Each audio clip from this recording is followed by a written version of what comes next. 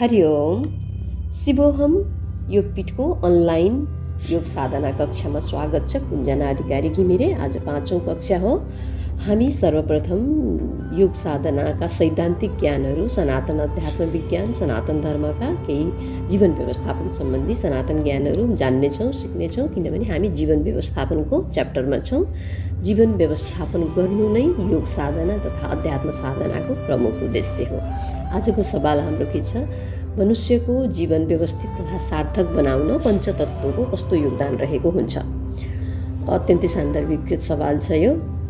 हामीले हिजोको 4थो कक्षामा पढ्यौँ तत्त्व विज्ञान, चक्र विज्ञान, कोष विज्ञान, ग्रन्थि विज्ञान। अब पृष्ठभूमिको रूपमा पढ्यौँ सरसर्ती। अब हामी आज तत्त्व विज्ञानको, तत्त्व भन्नाले पृथ्वी, अग्नि, जल, वायु, आकाश, यसको अन्तर्वस्तुहरूभित्र छिर्नेछौँ। त्योभन्दा अगाडि अलिकति पृष्ठभूमि बुझौँ हिजोको कुरामा। ब्रह्माण्डमा जम्मा 2वटा शक्ति छन्। एउटा ऊर्जा, एउटा पदार्थ, अथवा एनर्जी अथवा म्याटर, अथवा शिव अथवा शक्ति, अथवा पुरुष प्रकृति। यसमा चाहिँ नि ऊर्जा जुन सूक्ष्म तत्त्व हो, देखिन, ज्ञानेन्द्रियको पकडमा आउँदैन, त्यसलाई चाहिँ नि ऊर्जा भनिन्छ, शिव भनिन्छ, पुरुष भनिन्छ अथवा परमात्मा भनिन्छ। अनि शक्ति, म्याटर अथवा पदार्थ जुन हाम्रो ज्ञानेन्द्रियको पकडमा आउँछ। म्याटर जति 4वटा तत्त्व पृथ्वी, अग्नि, जल, वायुबाट बनेको हुन्छ, ज्ञानेन्द्रियको पकडमा आउँछ। तर आकाश तत्त्व चाहिँ ज्ञानेन्द्रियको पकडमा आउँदैन। यो चाहिँ सूक्ष्म शरीर अन्तर्गत आकाश तत्त्व मान्छे, मनुष्यको, प्राणीको, पदार्थको, सबै वनस्पतिको स्थूल शरीर अन्तर्गत यो अरू 4वटा तत्त्वहरू आउँछ। यसको बारेमा हामी स्पष्ट बनौँ। अब यसको अन्तर्वस्तुभित्र जाँदाखेरि पञ्चतत्त्वको साधनाले जीवन व्यवस्थित तथा सार्थक कसरी बनाउँछ है त? ब्रह्माण्डमा दृश्य तथा अदृश्य जति पनि चिज वस्तुहरू छन् ती सबै पञ्चतत्त्व हुन्।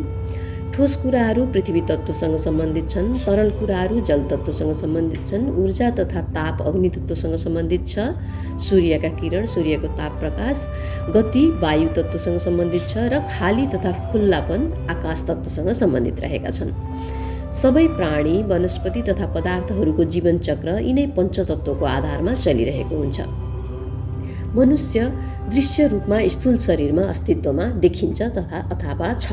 तर मनुष्यको समग्र जीवन चक्रलाई सूक्ष्म रूपमा हेर्ने हो भने मनुष्य भन्ने यही नै हो भनेर चिनाउने एकिन अङ्ग तथा स्थान केही पनि छैन उसको शरीरमा, किनकि उसको शरीर सम्पूर्ण रूपमा पञ्चतत्त्वहरूको सशक्त सम्मिश्रणको उपस्थिति हो र सूक्ष्म तहमा सबै कुरा तरङ्ग स्वरूपमा रहेका छन्। न ठोस, न तरल, न ग्यास, सबै तरङ्गमा छन्।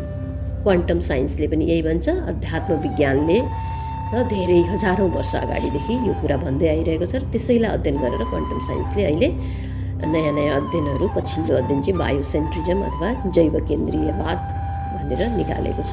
त्यसमा पनि भनिएको छ सबै कुराहरू तरल र तरङ्गमा हुन्छन् अनि त्यो चाहिँ चेतना हो, विचार हो, मनुष्यको आत्मा हो भनेको छ। यो अलिक गहन विषय छ, यसलाई हामी आवश्यकता पऱ्यो भने बिस्तारै आउँला। मनुष्य सबैभन्दा सुरुमा आमाको गर्भमा भ्रूणको रूपमा जन्मिन्छ तथा उम्रिन्छ र आमाले खाएको खाना, पिएको पानी, लिएको वायु तथा श्वास प्रश्वास सूर्यको ताप तथा प्रकाशबाट हुर्कदै जान्छ गर्भभित्रै। जब आमाको गर्भमा भ्रूण करिब 3 महिनाको हुन्छ तब भ्रूणमा आकाश तत्त्व स्वयं परमात्माको अभिन्न अंश आत्माको रूपमा अर्थात् चेतनाको रूपमा प्रवेश गर्दछ भ्रूणभित्र तथा सञ्चारित हुन्छ भनौँ र जीवित रूपमा भ्रूणको शरीर, मन, मस्तिष्क, हृदय सक्रिय हुन प्रारम्भ हुन्छ र बच्चा आमाको पेटमा चल्न थाल्छ। सास पस्यो भनिन्छ यो प्रक्रियालाई। यो प्रक्रिया चाहिँ 90 दिनको हाराहारीमा हुन्छ भनिन्छ। यो सबै प्राकृतिक प्रक्रिया हो। यो प्रक्रिया रचाउने प्रकृति नै परमात्मा हो। प्रकृतिले आमाको गर्भमा मनुष्यको भ्रूण परिपक्व हुन तय गरेको 9 महिनाको समय अवधि पुरा भएपछि आमाको गर्भबाट हुर्किएको भ्रूण तथा बच्चा बाहिरको संसार तथा पृथ्वीलोकमा आउँछ र यस अघिसम्म आमाको माध्यमबाट प्रत्यक्ष तथा अप्रत्यक्ष रूपमा, प्रत्यक्ष पनि भन्न मिल्छ किनभने आमाले खाएको सिधै बच्चाले नै खान्छ, प्रत्यक्ष तथा अप्रत्यक्ष रूपमा ग्रहण गरिरहेको पञ्चतत्त्व अब प्रत्यक्ष रूपमा उसले आफ्नै शरीरको माध्यमबाट ग्रहण गर्न थाल्दछ।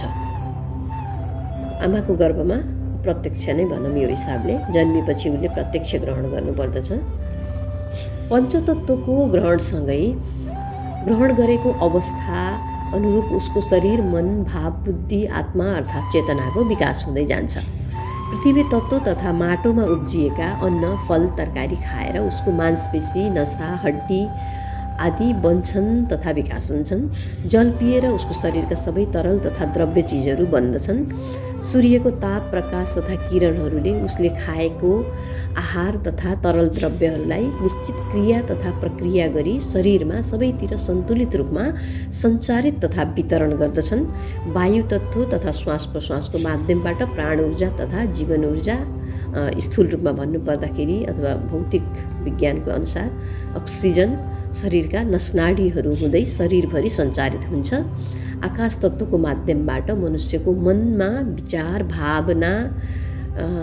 भावनात्मक संवेग, बुद्धिमा बौद्धिकता, तर्क वितर्क र सचेतनामा होस तथा जागरुकता सञ्चारित भएर पञ्चतत्त्वका सबै आयामहरूको संयोगबाट अनेक साना ठुला अंश तथा भागका रूपमा मनुष्यको सिङ्गो स्थूल शरीर निर्मित भएको हुन्छ।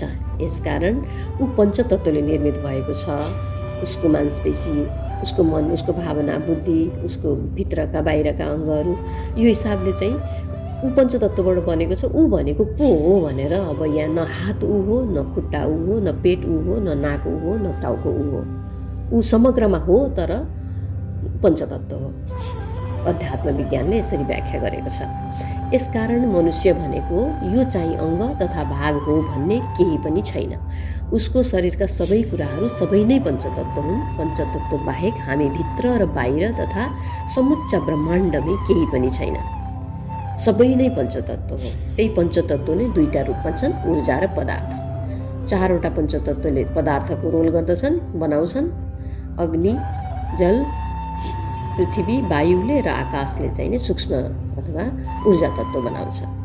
मनुष्यको स्थूल र सूक्ष्म दुवै शरीर पञ्चतत्त्वको सम्मिश्रणको समग्र स्वरूप भएकोले पाँचवटा तत्त्वहरूमध्ये कुनै एक तत्त्व मात्र पनि असन्तुलित तथा गडबडी भयो भने मनुष्यको जीवन नै असन्तुलित हुन्छ। स्वास्थ्य असन्तुलित हुन्छ, शरीर असन्तुलित हुन्छ। विभिन्न प्रकारले शारीरिक, मानसिक, भावनात्मक, बौद्धिक, आत्मिक अर्थात् चेतनात्मक रूपमा समस्याहरू देखिन थाल्छन्। सन्तुलित छ भने ठिक हुन्छ। पृथ्वी तत्त्व तथा आहार असन्तुलित भयो भने शरीरमा पौष्टिक तत्त्वको अपर्याप्तता तथा अभाव हुन्छ र यसका अनेकौं नकारात्मक प्रभावहरू देखिन्छन्, अस्वस्थता, रोग तथा समस्याहरूका रूपमा। जल तत्त्व तथा पानी असन्तुलित भयो भने शरीरले ग्रहण गरेको आहारको सही ढङ्गले प्रक्रिया तथा प्रशोधन तथा पाचन क्रिया हुन सक्दैन र यसका अनेकौं नकारात्मक प्रभावहरू देखिन्छन्, अस्वस्थता, रोग तथा समस्याहरूका रूपमा। त्यस्तै अग्नि तत्त्व तथा सूर्यको ताप, प्रकाश, किरण असन्तुलित भयो हाम्रो शरीरमा भने शरीरले ग्रहण गरेको आहार र पानीको सही ढङ्गले प्रक्रिया तथा प्रशोधन हुन सक्दैन। मनुष्यको शरीरमा सूर्यबाट प्राप्त हुने तत्त्वहरूको कमी तथा अपर्याप्तता हुन्छ र यसका अनेकौं नकारात्मक प्रभावहरू देखिन्छन्, अस्वस्थता, रोग तथा समस्याहरूका रूपमा। वायु तत्त्व तथा अक्सिजन तथा प्राण ऊर्जा अर्थात् जीवन ऊर्जा असन्तुलित भयो भने शरीरले ग्रहण गरेको आहार, पानी, सूर्यबाट प्राप्त ताप, प्रकाश तथा किरणको सही प्रक्रिया तथा प्रशोधन हुन सक्दैन र यसका अनेकौं नकारात्मक प्रभावहरू देखिन्छन्, अस्वस्थता, रोग तथा समस्याहरूका रूपमा।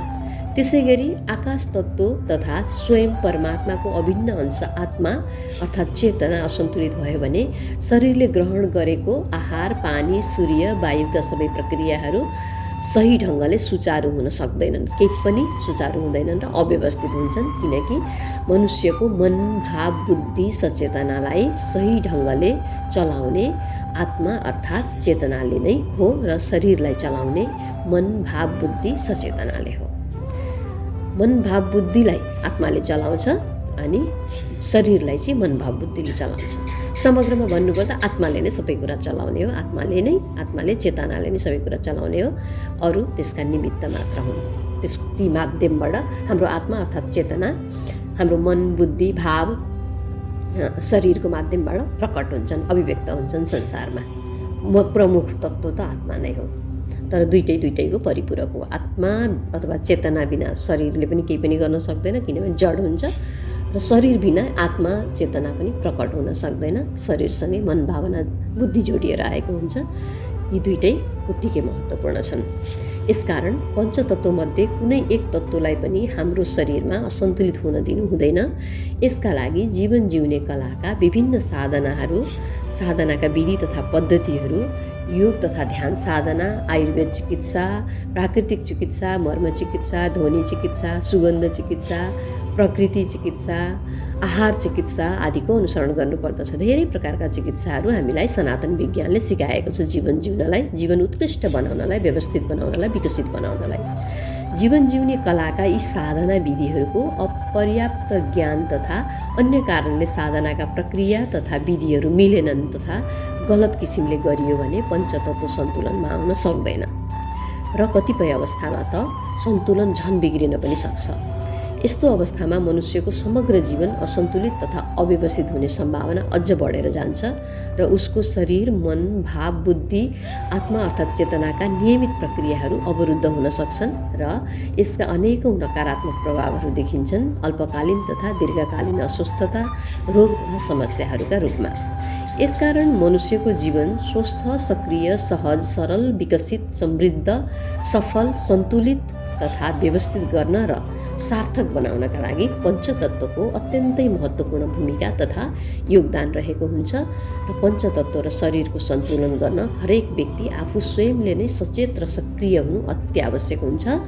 हाम्रो पुरै शरीर, मन, भावना, चेतना, आत्मा पञ्चतत्त्वबाट निर्मित भएको हुन्छ।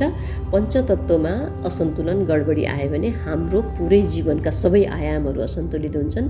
यसकारण हामीले अनिवार्य रूपमा पञ्चतत्त्वलाई सन्तुलित राख्ने कर्महरू गर्नुपर्दछ। यस अन्तर्गत योग साधनाले एकदमै ठुलो महत्त्व राखेको छ, सहयोग गर्न सक्छ। सक्रिय रूपमा हामीले अनुशासित भएर निष्ठापूर्वक योग साधना गऱ्यौँ भने हाम्रो पञ्चतत्त्व एकदमै सन्तुलित हुन्छ, र हाम्रो स्वास्थ्य, शरीर, जीवनका अरू आयामहरू सबै सन्तुलित हुन्छ। अब यसको अझै अन्तर्वस्तुभित्र हामी जाउँ। सनातन धर्म र पञ्चतत्त्व सन्तुलनको कस्तो अन्तर सम्बन्ध छ बुझौँला। हाम्रो सनातन अध्यात्मले कति मसिनो गरिकन हामीलाई जीवन जिउन सिकाएको छ, यसका संस्कृति संस्कारहरू कस्तो कुरासँग लगेर जोडेको छ, यसमा एकदम मसिनो गरी सुन्नुहोस् ल कुञ्जना। मनुष्यको जीवन सही ढङ्गले व्यवस्थापन गर्नका लागि सनातन धर्ममा गर्भ संस्कारदेखि मृत्यु संस्कारसम्म अनेकौं प्रकारका संस्कारहरू धर्म तथा संस्कृतिका रूपमा सदियौँदेखि अनुसरण गर्दै आइएका छन्। यी सबै संस्कार, धर्म तथा संस्कृतिका व्यवस्था तथा प्रक्रियाहरू मनुष्यको स्थूल र सूक्ष्म शरीरको पञ्चतत्त्वको सम्मिश्रण सन्तुलित तथा व्यवस्थित राख्नका लागि अनुसरण गरिएका हुन्। हेर्नुहोस् त, फेरि यसलाई दोहोऱ्याउँला एकचोटि। यी सबै संस्कार, धर्म तथा संस्कृतिका व्यवस्थाहरू, कर्मकाण्डहरू, चालचलन, हाम्रो व्रत, तीर्थ, सेवा, पुण्य, दान, सबै व्यवस्थाहरू तथा प्रक्रियाहरू मनुष्यको स्थूल र सूक्ष्म शरीरको पञ्चतत्त्वको सम्मिश्रणलाई सन्तुलित तथा व्यवस्थित राख्नका लागि नै अनुसरण गरिएका हुन् तथा बनाइएका हुन्। यी अत्यन्तै वैज्ञानिक छन्। अब यहीँबाट हाम्रो विषय अझ गहिरोमा प्रारम्भ हुन्छ। हाम्रो स्वास्थ्य कसरी बिग्रिँदो रहेछ र कसरी सपार्न सकिने रहेछ।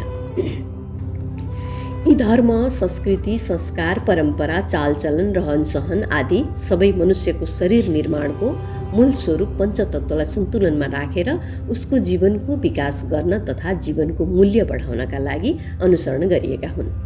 मनुष्यको शरीरमा पञ्चतत्त्व सन्तुलित गरेर उसको जीवनको विकास गर्न र जीवनको मूल्य बढाउन विभिन्न उपाय तथा साधना, विधि, प्रक्रिया तथा तौर तरिकाका सैद्धान्तिक तथा व्यावहारिक ज्ञान विज्ञानहरूका विषयहरूको प्रयोगात्मक अभ्यास गर्दै आइएको छ। प्राचीन कालदेखि तथा ऋषिमुनिहरूको सभ्यता कालदेखि नै अध्यात्म साधना, योग साधना, ध्यान साधना आदिका रूपमा सनातन अध्यात्म दर्शनले मनुष्यको जीवनको विकास र जीवनको मूल्य तथा महत्त्वबारे अझ प्रश्न पार्ने प्रयास गरेको छ।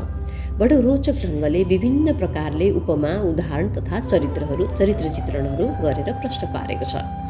सनातन अध्यात्मका अनुसार मनुष्य 84 लाख प्रकारका योनि तथा जुनी पार गरेर बल्ल अन्तिममा मनुष्यको योनिमा जन्म लिन्छ। यसकारण मनुष्यको योनि अत्यन्तै मूल्यवान र महत्त्वपूर्ण हुन्छ।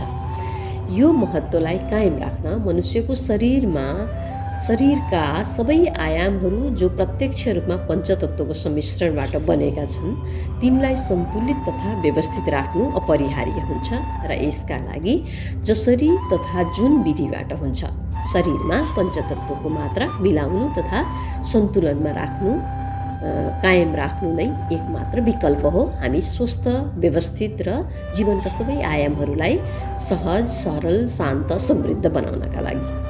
सबैको चाहना हुन्छ आफ्नो जीवन आफ्नो परिवारको समाजको राज्यको भूमिको प्रकृतिको व्यवस्था राम्रो होस् शुद्ध होस् स्वस्थ होस् आरोग्य होस् भन्ने भावना हुन्छ। मनुष्य योनि तथा मानव जीवनको महत्त्व अझ प्रष्ट हुने गरी भगवान श्रीकृष्णले श्रीमद् भगवत गीतामा भन्नुभएको छ, इन्भर्टेड कमाभित्र छ यो, मनुष्य सबै योनिहरूमा उत्कृष्ट योनि हो। त्यसैले सबै योनिहरूको चक्र पुरा गरिसकेपछि सबैभन्दा अन्तिममा आउँछ मनुष्य योनि।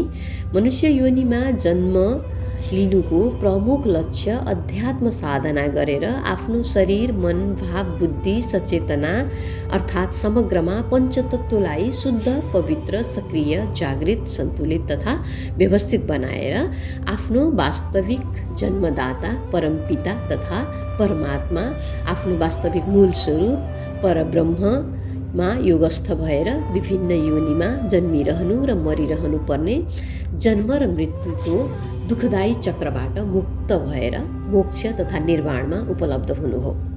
भगवान कृष्णको वाणी हो है यो। अझै कन्टिन्यू छ, इन्भर्टेड कमा सकिएको छैन।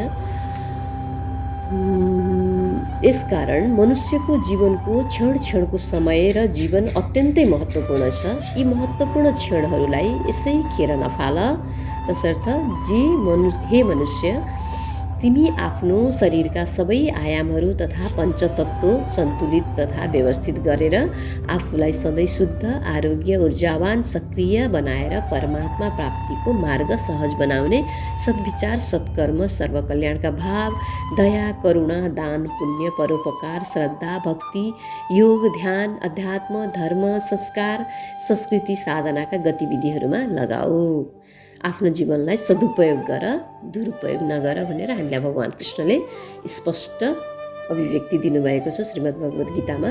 किनकि मनुष्य योनिको अन्तिम उद्देश्य नै साधना गरेर सत्कर्म गरेर आफूलाई र अरूलाई लाभ पुर्याएर कसैलाई पनि हानि नपुर्याएर परमात्मा साक्षात्कारका लागि आफूलाई त्यस मार्गमा पारमार्थिक जीवनको विकास सांसारिक जीवनको विकास सँगसँगै पारमार्थिक तथा आध्यात्मिक जीवनको विकास गरेर यो बार बार जन्मिने मर्ने श्रृङ्खलाबाट जन्म मृत्यु जरा व्याधिको समस्याबाट माथि उठ्नु मोक्षमा उपलब्ध हुनु हो भनेर भगवत गीताले स्पष्ट गरेको छ। शरीरमा पञ्चतत्त्व सन्तुलन गर्ने उपाय तथा विधिहरूको अन्तर्वस्तुमा हामी भित्र छिरौँला। मनुष्यले आफ्नो दैनिक जीवनयापनका क्रममा गर्ने गतिविधिहरू कुनै न कुनै प्रकारका साधना नै हुन्। तसर्थ उसको पुरै जीवन एक प्रकारले भन्नुपर्दा साधना नै हो। मानव जीवन साधना र साधन दुवै हो। मनुष्यले गर्ने हरेक गतिविधि तथा साधनाहरूको प्रत्यक्ष तथा अप्रत्यक्ष उद्देश्य जानेर तथा नजानेर उसको स्थूल र सूक्ष्म शरीर निर्माणका मूल स्रोतहरू पञ्चतत्त्व सन्तुलित तथा व्यवस्थित गर्नकै लागि गरिएका हुन्छन्। हामीले ग्रहण गरेको सन्तुलित आहारबाट हाम्रो शरीरमा पृथ्वी तत्त्व सन्तुलित हुन्छ। खाद्य आहार सन्तुलित रूपमा लियौँ भने समय मिलाएर आहार मिलाएर अनि सन्तुलित पेयबाट शरीरमा जल तत्त्व सन्तुलित हुन्छ। आवश्यकता अनुसार पर्याप्त समय घाममा बस्दा शरीरमा अग्नि तत्त्व सन्तुलित हुन्छ।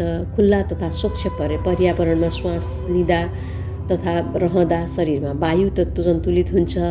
आफ्नो मन भाव शुद्ध हुने खुसी शान्त तथा आनन्दित हुने कर्महरू सत्कर्म सद्विचारहरू गर्दा शरीरमा आकाश तत्त्व सन्तुलित हुन्छ र मनुष्य हर प्रकारले आरोग्य सक्रिय समृद्ध सफल शान्त आनन्दित रहन्छ र उसको जीवनका सबै आयामहरूको समान किसिमले व्यवस्थापन तथा विकास हुन्छ तथा जीवन हर प्रकारले मूल्यवान बन्छ। विकसित तथा व्यवस्थित जीवनका लागि आफ्नो जीवनको मूल स्रोत पञ्चतत्त्व हेर्नु है, जीवनको मूल स्रोत नै मानेको छ कि अध्यात्म विज्ञानले अथवा योग साधना विज्ञानले पञ्चतत्त्वलाई। किनकि पञ्चतत्त्व नै हामी हो कि हाम्रो हरेक चिज पञ्चतत्त्व हो।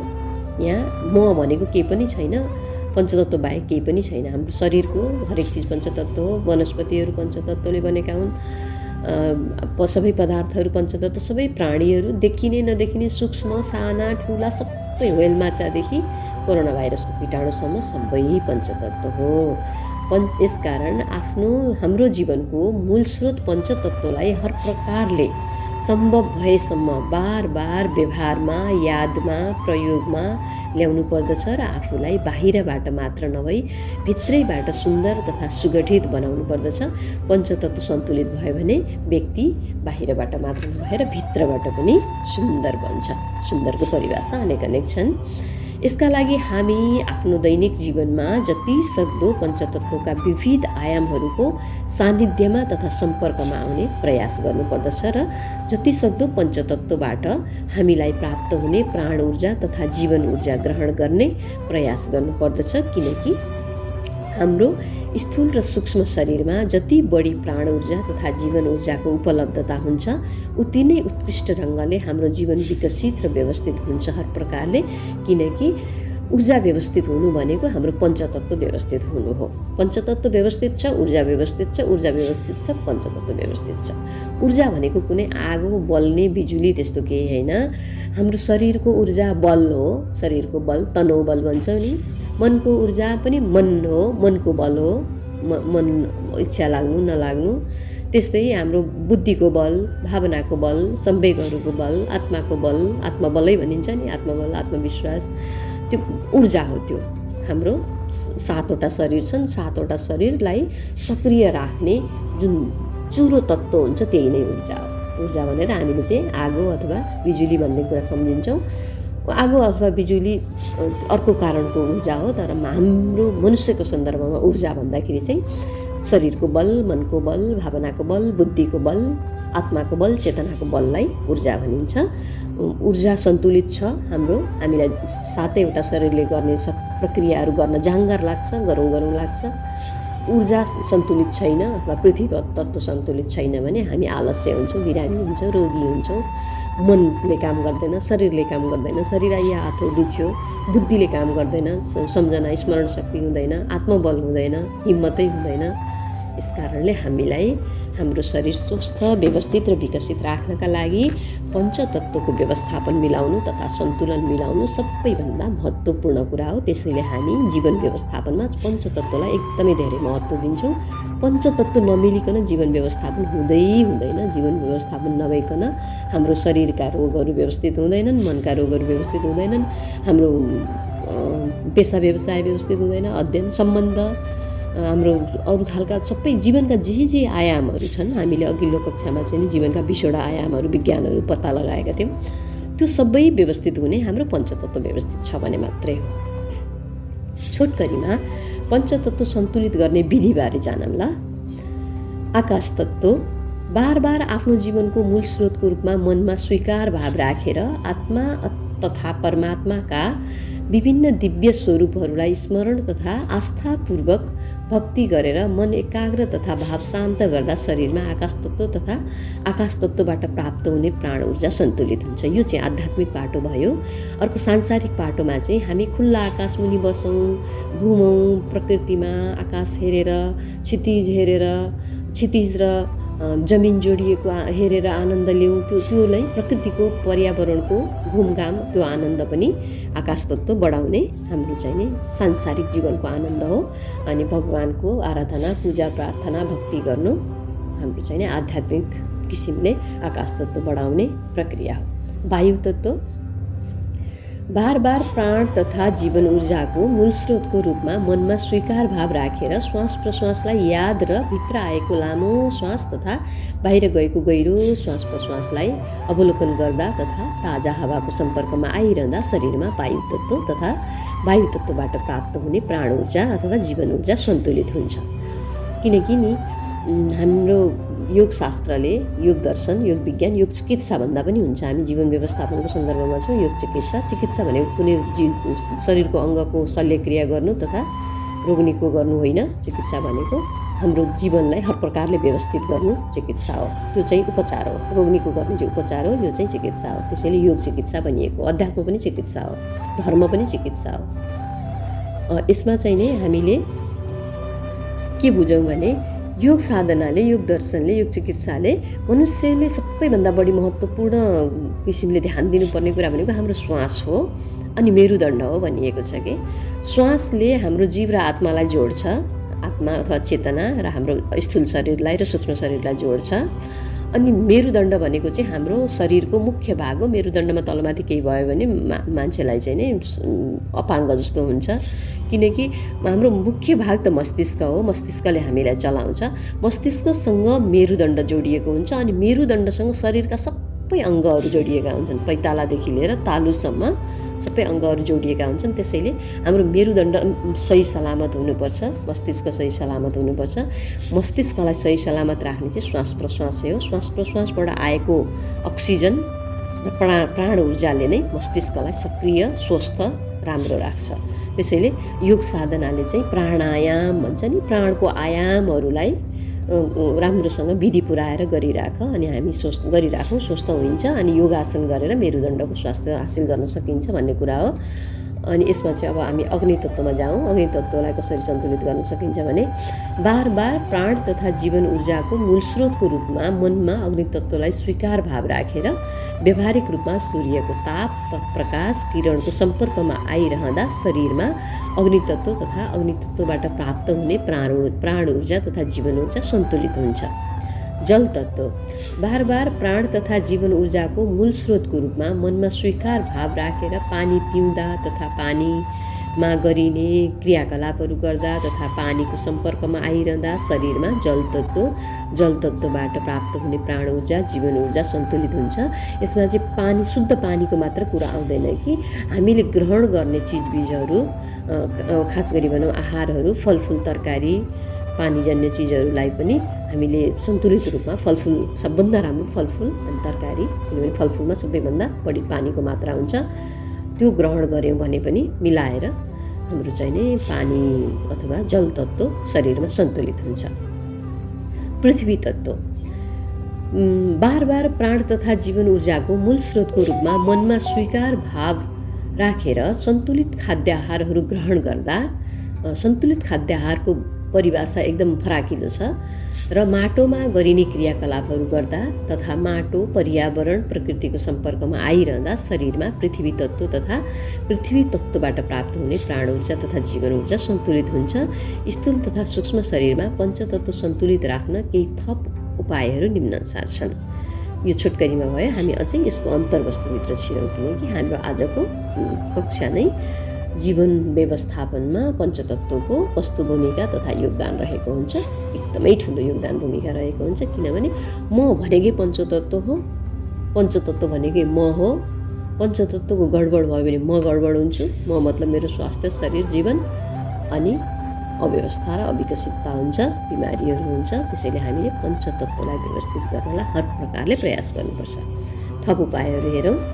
सन्तुलित आहार मात्र ग्रहण गरेर खाद्य आहार ग्रहण र अखाद्य आहारको त्याग गरेर सन्तुलित आहारको पोषणबाट मेरो शरीर, मन, भाव, बुद्धि, सचेतनालाई प्राण ऊर्जा तथा जीवन ऊर्जा मिल्छ भन्ने अन्तर्भाव सहितको स्वीकार भाव राखेर औषधीय गुण भएका आहार, वनस्पति, खनिजहरूको अधिक प्रयोग गरेर धेरै प्रशोधन नगरिएका खाद्य आहारहरूको अधिक प्रयोग गरेर स्थानीय क्षेत्रमा फलेका भनेको आफू बसेको भन्दा 20 किलोमिटर वरिपरिलाई स्थानीय क्षेत्रमा फलेको भनिन्छ।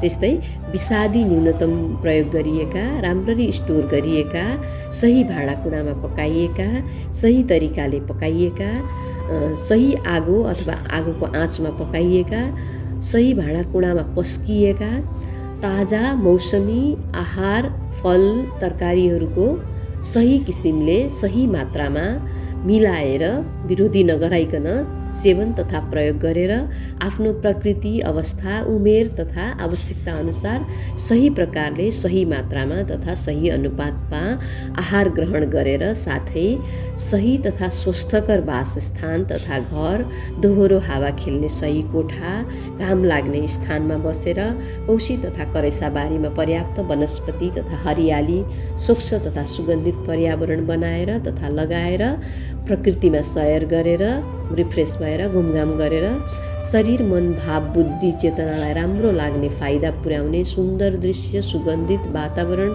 सुविधाजनक स्थान, सुविधा प्रदान गर्ने सामग्रीहरूको आफ्नै घरमा तथा कोठामा प्रयोग गरेर आदि किसिमका गतिविधिहरूबाट शरीरमा पृथ्वी तत्त्व सन्तुलन गर्न सकिन्छ। यहाँ धेरै कुरा भनिएको छ, यसलाई मसिनो गरी फेरि याद गर्नुपर्छ। जल तत्त्व सन्तुलित राख्नका लागि केही उपायहरू: सन्तुलित रूपमा पानी पिएर शुद्ध तथा पिउन योग्य पेय ग्रहण र अशुद्ध तथा अयोग्य पेयको त्याग गरेर पानीबाट प्राप्त हुने पोषणले मेरो शरीर, मन, भाव, बुद्धि, सचेतनालाई प्राण ऊर्जा अर्थात् जीवन ऊर्जा मिल्छ भन्ने अन्तर्भाव सहितको स्वीकार भाव राखेर पानीमा गरिने सबै गतिविधिहरू सन्तुलित मात्रामा गरेर वरिपरिको वातावरण तथा घरभित्रको तापक्रम मिलाएर र पानीको तापक्रम मिलाएर पिउने तथा प्रयोग गर्ने गरेर यस अन्तर्गत पानी पिउने मात्र कुरा आउँदैन। पानी पिउनु भनेको तरल तत्त्व अत्यधिक भएको फलफुल खानु पनि पानी पिउनु हो। जस्तो तरबुजा, केसरहरू हुन्छन्, त्यो खानु पनि पानी पिउनु बराबर हो। त्यो अझ स्वस्थकर र फाइदा हो। त्यसले चाहिँ पञ्चतत्त्वमा जलतत्त्वलाई अझ राम्रोसँग सन्तुलित गर्छ। अर्को बुँदा छ दैनिक स्नान गरेर तथा अन्य प्रकारले पानीको सम्पर्कमा आएर आफू बस्ने कक्षमा आर्द्रताको सन्तुलन मिलाएर, ह्युमिडिटीको, सुक्खा हावा नहोस्, एसी खोलेको छ, पङ्खा खोलेको छ भने कुनै भाँडोमा पानी राखिदियो भनेदेखि आर्द्रता सन्तुलित हुन्छ कोठामा।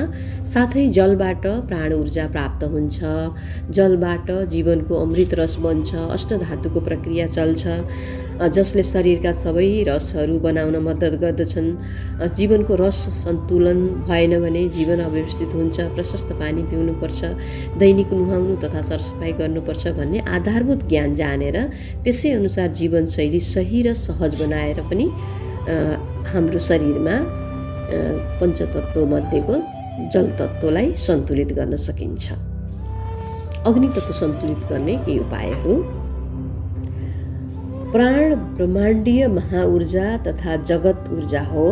प्राण ऊर्जा सबै आकाश, गङ्गा, तारापुञ्ज, सौर्यमण्डल, ग्रह, नक्षत्र, पिण्ड तथा समुच्च प्रकृतिको एकमुष्ट ऊर्जा हो प्राण ऊर्जा। हामी मिल्की वे, आकाश गङ्गा, 9 ग्रह र धेरै उपग्रहहरू भएको सौर्यमण्डल अन्तर्गत रहेको पृथ्वी ग्रहमा बास गर्दछौँ। हाम्रो नजिक जे छ, आकाश, गङ्गा, तारापुञ्ज, सौर्यमण्डल, ग्रह, नक्षत्र, पिण्ड तथा समुच्च प्रकृतिले नै हामीलाई क्षण क्षणमा प्रत्यक्ष तथा अप्रत्यक्ष रूपमा प्रभाव पारिरहेको हुन्छ। यसकारण आकाशमा स्थित हामीबाट सबैभन्दा नजिकका नवग्रह, तिनका उपग्रह तथा नक्षत्रहरूलाई सनातन ज्योतिष विज्ञानले आफ्नो जन्मकुण्डलीमा समेटिएको छ। हामी जन्म लिँदाको अवस्थामा ग्रह र नक्षत्रको दिशा, गति तथा अवस्था अनुसार तिनको प्रभाव हाम्रो जन्मदेखि मृत्युसम्म जीवनभरि प्रत्यक्ष तथा अप्रत्यक्ष रूपमा क्षण क्षणमा परिरहेको हुन्छ। हाम्रो सौर्यमण्डलको सबैभन्दा ठुलो ग्रह सूर्य हो र अरू 8वटा ग्रहहरू सूर्यको वरिपरि परिक्रमा गर्छन्। यसकारण सूर्य ग्रहको सान्निध्यमा रहँदा सूर्यको ऊर्जासँगै प्राप्त हुने जगत ऊर्जाले केवल अग्नि तत्त्व मात्र नभएर सन्तुलित जीवनका लागि अत्यावश्यक पर्ने अरू अनन्त प्रकारका हामीले थाहा नै नपाएका अत्यन्तै उपयोगी तत्त्वहरू प्राप्त हुन्छन्। तसर्थ हामी सूर्यलाई बार बार याद गरौँ, सूर्यलाई हेरौँ, त्राटक गरौँ। बिहान सूर्योदय अथवा सूर्यास्तमा आँखाले एकटकले हेरेर आँखा नजिम्क्याई सूर्यको सान्निध्य प्राप्त हुन सक्ने सबै प्रकारका आध्यात्मिक, धार्मिक, सांस्कृतिक, व्यावहारिक, सांसारिक जीवनका गतिविधिहरू गरौँ। सूर्यको प्रकाश, किरण तथा ताप शरीरमा पर्न देऊ। पातलो थोरै लुगा लगाएर हर प्रकारले सूर्यमा मुनि बसेर काम गरौँ। आवश्यकता अनुसार सूर्य स्नान गरौँ, मतलब घाम तापौँ। आदि गतिविधिहरूबाट अग्नितत्त्व सन्तुलित गर्न सकिन्छ हाम्रो शरीरमा। वायु तत्त्व सन्तुलित राख्न के उपायहरू गर्न सकिन्छ? वायु तत्त्व हावाले वायु तथा हावाले ब्रह्माण्डीय प्राण ऊर्जाको प्रवाह, लय तथा आयाम मिलाउने हुनाले हावा तथा हावामा रहेको अक्सिजनबाट तथा प्राण ऊर्जा पनि हावाबाटै मिल्छ। हामीलाई श्वास प्रश्वासको गतिबाट, श्वास प्रश्वासबाट हामीलाई दुई प्रकारको ऊर्जा मिल्छ। एउटा अक्सिजन मिल्छ, एउटा प्राण ऊर्जा अथवा जीवन ऊर्जा मिल्छ। अक्सिजनले हाम्रो स्थूल शरीरका अङ्गहरूलाई स्वस्थ बनाउने, सहज बनाउने काम गर्छ। प्राण ऊर्जाले हाम्रो सूक्ष्म शरीरका अङ्गहरूलाई, मन, भाव, बुद्धि, चेतना पनि सूक्ष्ममा पर्छ। आत्मा र चेतनालाई त्यहाँ भएका खराबीहरू, विकारहरूलाई निकालेर स्वस्थ बनाउँछ। बुझ्न कति सजिलो छ हेर्नुहोस् त। हामीले श्वास प्रश्वास गर्दाखेरि अक्सिजन लिन्छौँ, स्थूल शरीरलाई स्वस्थ गर्छ।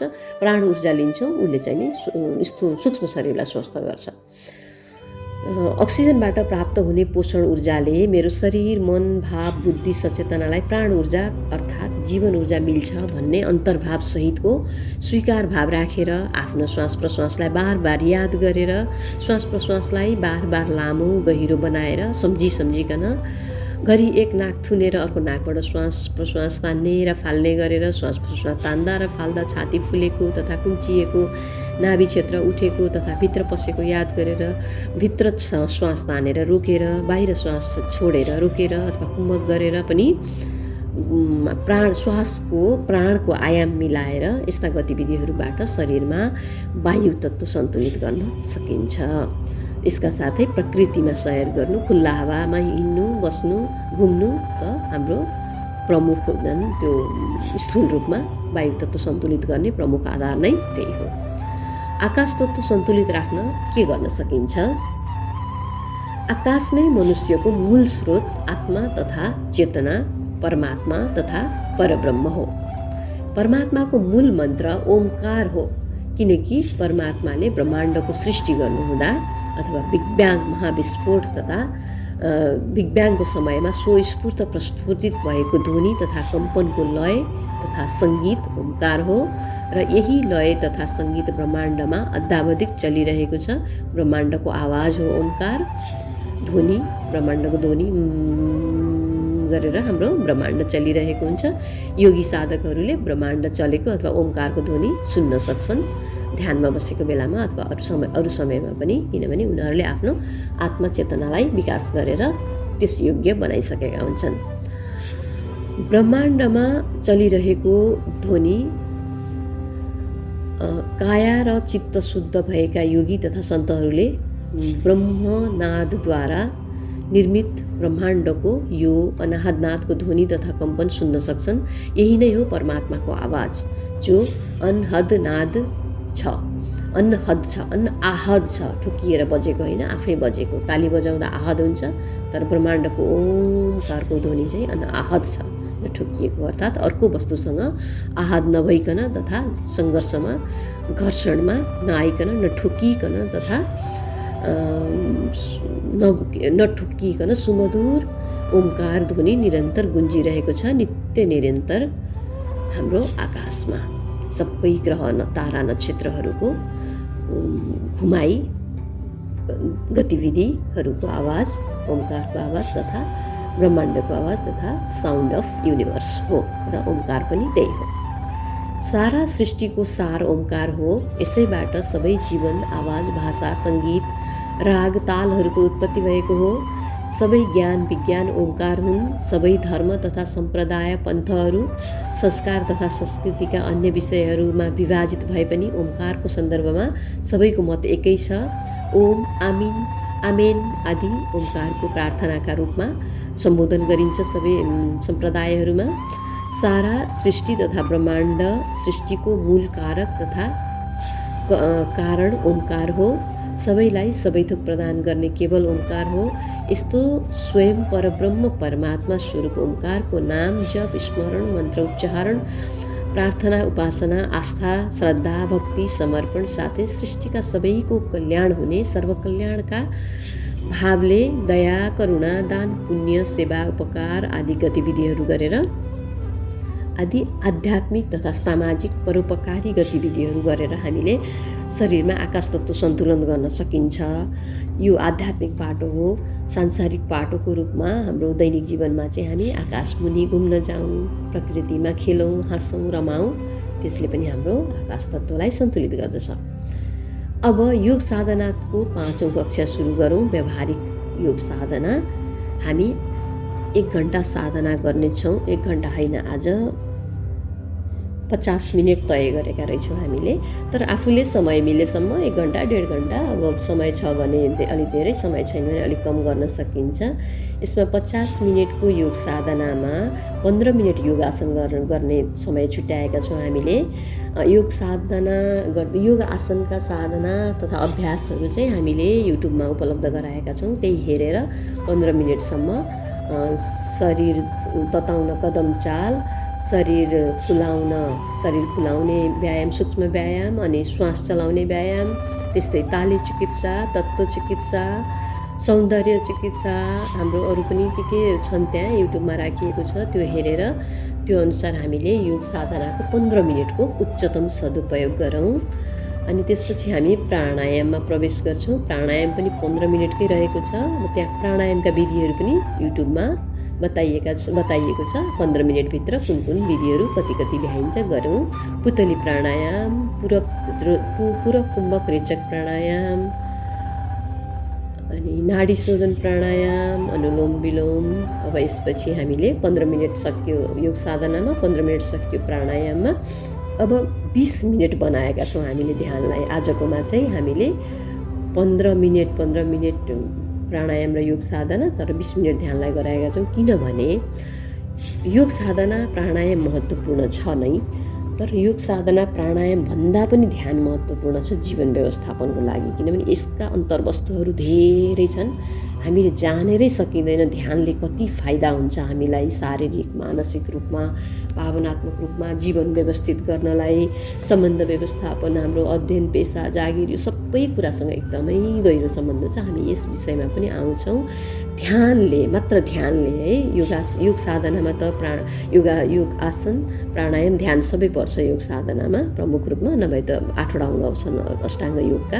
प्रमुख रूपमा चाहिँ योग आसन, प्राणायाम र ध्यान। योगासन भनेको शरीरलाई चलाउने, प्राणायाम भनेको श्वासलाई चलाउने, र ध्यान भनेको चेतना तथा आत्मालाई चलाउने कुरा हो। चलाउने अथवा सन्तुलित गर्ने भनौँ। त्यसैले 20 मिनट बनाएका हौँ।